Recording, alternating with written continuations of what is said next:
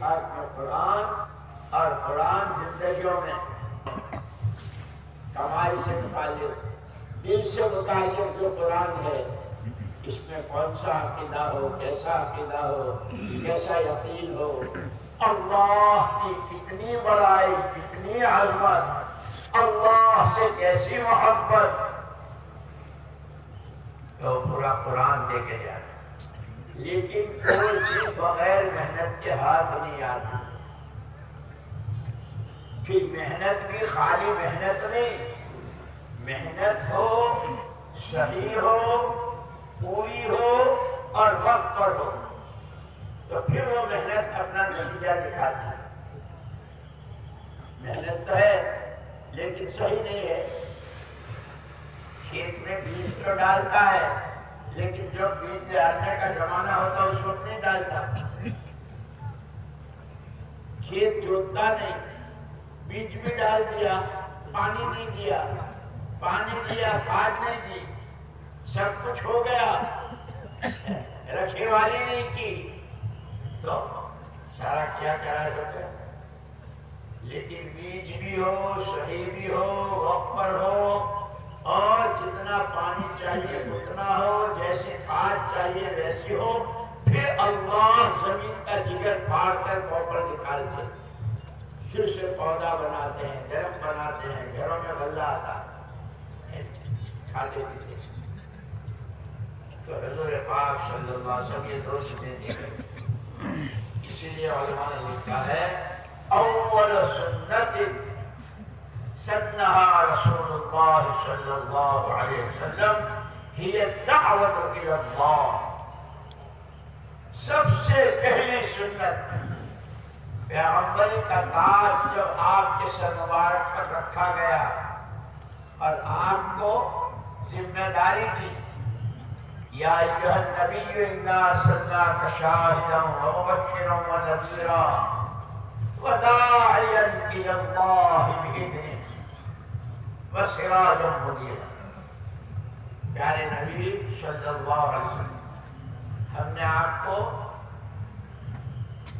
گواہ بنا کر، بشیر و نذیر بنا کر بھیجا، اور ہر بندے کو اللہ سے وابستہ کرنے کی آواز لگانا، دعوت دینا، اس کی ذمہ داری دے کر بھیجا، اور ایسی دعوت دینے والے قیامت تک ان کا سلسلہ دائی بنتے رہے، وہ ذمہ داری ہم نے آپ کو دی، سراج منیرا۔ اس لیے قرآن جو نازل ہوا تو شروع میں فضائل کی آیتیں نازل ہوئی، احکامات تو بہت بعد میں آئے مدینے کی زندگی میں۔ نماز بھی ہجرت سے سال ڈیڑھ سال پہلے فرض ہوئی تھی، اور اس کے مسائل بعد میں آتے رہے، لیکن فضائل کی آیتیں اتنا کرو گے کہ یہاں ہماری اس محنت میں دعوت اور تعلیم، فضائل اعمال، فضائل صدقات، اور وہ خالی سن لینے کے لیے، یاد کر لینے کے لیے نہیں، اس عمل کی جو اندر بھی عمل ہے۔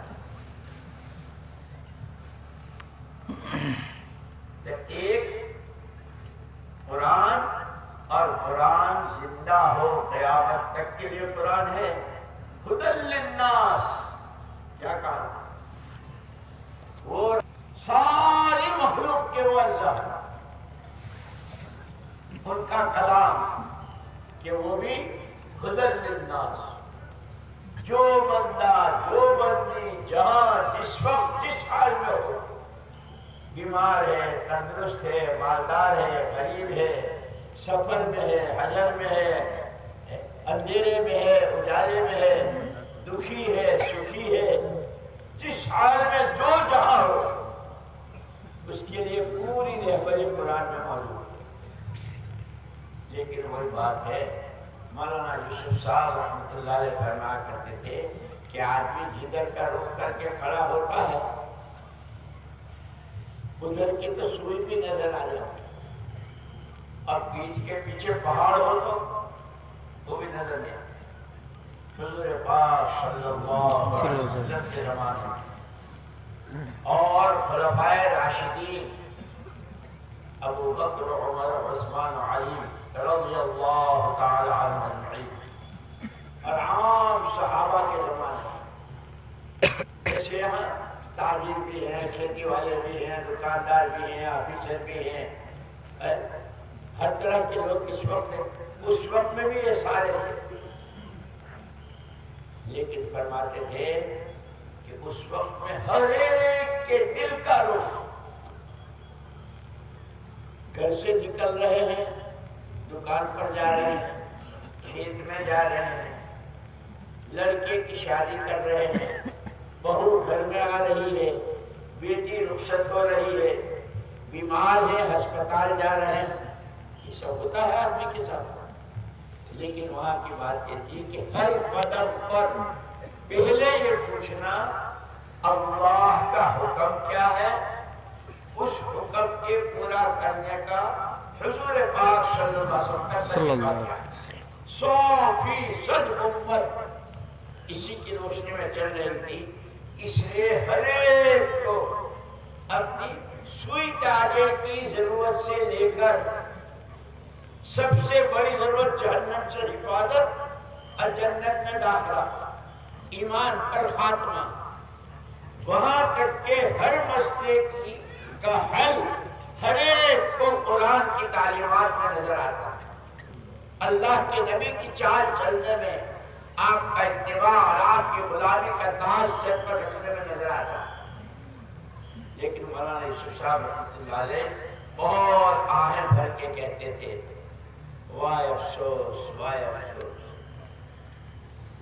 جب سے امت نے قرآن کو پیٹھ دکھا دی، اب تو نمازیوں کو بھی اپنی نماز میں مسئلے کا حل نظر نہیں آتا، نماز پڑھتے ہیں پھر ادھر ادھر جاتے ہیں۔ اس لیے میں آج کہہ رہا تھا کہ اللہ کی نعمتیں تو بہت ہیں، سب سے بڑی نعمت اللہ کا دین ہے۔ اب دین کیا ہے کہ دو چیزیں ہیں، کرنے کے کام، بچنے کے کام۔ ایک صحابی نے حضور اکرم صلی اللہ علیہ وسلم پوچھا، اللہ کے رسول مجھے کوئی ایسا وظیفہ بتا دیجئے کہ میں لوگوں میں سب سے بڑا عابد ہو جاؤں، عبادت گزار۔ آپ نے ایک ہی جملے میں جواب دیا، اتق المحارم تکن اعبد الناس، او کما قال علیہ السلام۔ اللہ نے جتنی چیزوں کو حرام کہا ہے اس کو چھوڑ دے، اس سے بچ لے، تو سب سے بڑا بزرگ ہے، تو سب سے بڑا عابد۔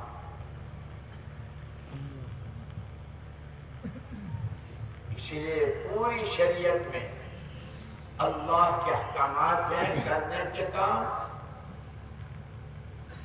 جیسے نماز، روزہ، زکوٰۃ، حج، اور سب میں پہلے ایمان۔ ایمان کے بغیر کی نماز نماز نہیں، ایمان کے بغیر کا روزہ روزہ نہیں، ایمان کے بغیر کی کوئی نیکی نیکی نہیں۔ اس لیے سب سے پہلا حق وہ اللہ کا ہے کہ اللہ کا حق کیا ہے؟ اللہ کا حق اللہ کو ایسا مانو جیسا وہ ہے اپنے ذات و صفات میں، وہی سب کچھ، اسی سے سب کچھ، کوئی کچھ نہیں اور کسی سے کچھ نہیں۔ ایک مرتبہ مولانا محمد الیاس صاحب رحمۃ اللہ علیہ سفر میں تھے، لکھنؤ، کانپور وغیرہ کی طرف۔ مولانا منظور احمد نعمانی، مولانا علی میاں صاحب رحمۃ اللہ علیہ حضرات صاحب، نماز کے بعد حضرت نے فرمایا، بھائیو میرے لیے دعا کرو، میں ایک بہت بڑی ابتلا میں، بڑی آزمائش میں ہوں۔ سارے حضرات جمع ہو گئے، حضرت کو کیا آزمائش آ گئی؟ حضرت کیا ہوا؟ حضرت نے فرمایا کہ یہ جو تھوڑی بہت جماعتیں چلتی ہیں، اس وقت تو بہت تھوڑی تھوڑی ہوتی تھی. یہ جماعتوں کو میری طرف مولانا الیاس کی جماعت، بھائی میں کچھ نہیں، مجھ سے کچھ نہیں، اللہ سب کچھ، اسی سے سب کچھ.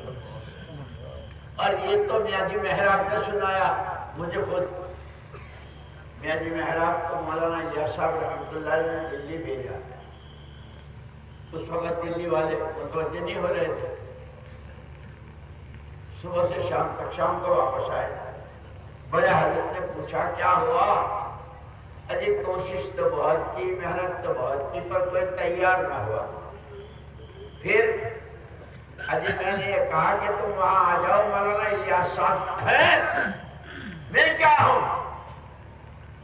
میری طرف کی دعوت تھی، تو نے ان کو وہیں تعلیم پہ کیوں نہیں ڈال دیا؟ وہیں گشتوں میں ڈال دیتا. اصل تو اعمال ہے. تو اصل اللہ کو ماننا. اسی لیے یہاں تک کہ حضرت سفیان ثوری رحمۃ اللہ علیہ نے فرمایا آسمان لوہے کا ہو جائے، زمین تانبے کی ہو جائے، آسمان سے قطرہ نہ گرے، زمین سے دانہ نہ اگے، روٹی روزی کے سارے اسباب ختم ہو جائیں، اس کے بعد صرف دل میں اتنا وہم گزرے اوہو اب کہاں سے کھائیں گے. تو حضرت سفیان ثوری رحمۃ اللہ علیہ فرماتے ہیں کفر ہے، ایمان نہیں. تو نے جس کو رب العالمین کہا ہے وہ تیرا رب آسمان کا پابند ہے نہ زمین کا، بارش کا نہ غلے کا، قادر مطلق ہے، رب ہے، جب چاہے جہاں سے چاہے جس طرح چاہے روزی پہنچائے. وَمَا مِن دَابَّةٍ فِي الْأَرْضِ إِلَّا عَلَى اللَّهِ رِزْقُهَا. اللہ کو ایسا ماننا، سارا سب کچھ مل کر اللہ کے بغیر کچھ نہیں کر سکتا، اور اللہ سب کچھ کے بغیر جو چاہے جہاں چاہے کر کے دکھا دے. اس لیے نبیوں کے پیغمبروں کے واقعات بیان کیے. حضرت موسیٰ علیہ السلام جس ماحول میں تھے وہاں تو کفر ہی کفر تھا. فرعون ہر وقت کہتا تھا میں خدا ہوں، میں خدا ہوں. لوگوں کو مارتا بھی تھا، قتل بھی کرتا تھا، ظلم بھی بہت کرتا. اللہ پاک نے فرمایا انک بالواد المقدس طویٰ انا اخترتک فاستمع لما یوحی اننی انا اللہ، اننی انا اللہ لا الہ الا انا فاعبدنی وَأَقِمِ الصَّلَاةَ لِذِكْرِي. موسیٰ تم بہت مقدس جگہ میں ہو، اور یہ ہم نے کرم فرمایا ہے اس ماحول سے جہاں 24 گھنٹے لعنت برستی تھی، 24 گھنٹے ظلم و زیادتی ہوتی تھی. اس ماحول سے ہم نے تمہیں پسند کیا. جیسا یہ سارا مجمع کہاں کہاں تھا، یہ قدم اٹھتے نہیں، قدم اٹھتے نہیں، اٹھائے جاتے ہیں. اللہ کی توفیق کے بغیر اس میں سے کوئی نہیں آیا. اللہ نے توفیق دی، اللہ نے چاہا. یہ اللہ کا پسندیدہ مجمع ہے، اللہ نے تو پسند کیا.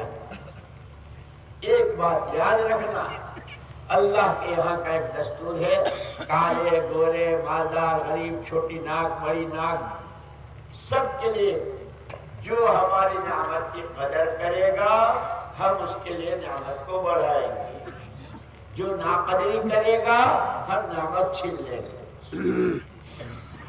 یہ ہمارا مجمع، اللہ ہمیں اس مجمع کی بھی قدر نصیب فرماوے، اور مجمع کو بھی اس مجمع میں آنے، ان باتوں کے سننے، اس پر عمل کرتے ہوئے اس نعمت کی قدر کی توفیق نصیب فرمائے. موسیٰ ہم نے تم کو پسند کیا. تو پسند کیوں کیا؟ بہت دھیان سے بات سننا. اللہ کہہ رہے ہیں فَاسْتَمِعْ لِمَا يُوحَىٰ. دل کے کانوں سے سننا جو وحی وحی کی جائے، ہم اس کے لیے تمہیں وہاں سے نکال کے لائے ہیں، ہم سارے یہاں اسی کے لیے جمع ہوئے ہیں۔ اللہ نے کیا سنایا؟ اننی انا اللہ، اللہ تو میں ہی ہوں۔ وہ فرعون جو ڈینگے مارتا ہے نا، وہ تو ڈینگے ہیں، اس کی بکواس ہے، کسی دن کھل جائے گی۔ میں اسی لیے ایک بات بیچ میں سنا دوں۔ ایک لڑکا تھا، پڑھتا تھا، جب فارغ ہو کے جانے لگا تو استاد سے کہا، استاد مجھے کوئی نصیحت فرمائیے۔ استاد صاحب نے کہا کہ نبوت کا دعویٰ مت کرنا ہے، نبی کا دعویٰ، یہ سن، صرف نبی کو یہ حق ہے کہ نبی یہ کہے کہ جو میں کہہ رہا ہوں وہی حق ہے، اس لیے تو اللہ کے کہلوانے سے کہتے ہیں، باقی کسی کو حق نہیں ہے۔ اچھا، آگے خدائی کا دعویٰ مت کرنا کہ یہ صرف اللہ کی شان ہے کہ جو وہ چاہے وہی ہوگا، تم کبھی ڈنگے مارنے لگو نہیں، جو میں چاہوں گا وہی ہوگا، جو میں کراؤں وہی صحیح ہے، کہ گئے ہم کچھ نہیں، ہم سے کچھ نہیں، اللہ سب کچھ، اللہ ہی سے سب کچھ۔ فاستمع لما یوحیٰ، دل کے کانوں سے سنو موسیٰ، اللہ میں ہی ہوں، میری ہی عبادت کرنی ہے۔ اننی انا اللہ لا الہ الا انا فاعبدنی، میری عبادت۔ وَأَقِمِ الصَّلَاةَ لِذِكْرِی، نماز قائم کرنا۔ ہم لوگ نماز پڑھتے ہیں، نماز قائم نہیں کرتے۔ قرآن نے تو اقیموا الصلاۃ کہا ہے نا، کہ صلو کہا ہے، قرآن نے تو اقیموا الصلاۃ کہا ہے کہ اقامت صلاۃ کیا ہے؟ کہ سارے مستحبات، آداب، سنتیں، واجبات، فرائض، ساری چیزوں کی رعایت کے ساتھ پوری نماز پڑھ، اس کو اقامت صلاۃ کہتے ہیں۔ اب تو بھاگم بھاگ آیا، پتہ نہیں مسواک کی کہ نہیں کی، مسواک کی تو کیسے کی، وضو کی تو کیسے کی، سجدہ کیا تو رکوع کیسے کی، نماز پڑھ لیتے ہیں۔ اس لیے مولانا یوسف صاحب رحمۃ اللہ علیہ فرماتے تھے، ایک ہے نماز اور ایک ہے نماز کا مزاج، کہ اپنا مزاج بنانا ہے نماز کا۔ اب مزاج کس کو کہتے ہیں؟ اس کو سمجھنے کے لیے یوں سمجھو، ایک آدمی ہے، بچپن سے اس کو کھٹی چیز نہیں چلتی، لیمو کی ہو، دہی کی ہو، املی کی ہو، اور کسی چیز کی کھٹائی کہ وہ اس کو نہیں چلتی، کھٹی چیز کھاتے گلے میں خراش، چھینکے، نزلہ ہو جاتا، یہ اس کا مزاج ہے بچپن سے، اس کو کہتے ہیں مزاج۔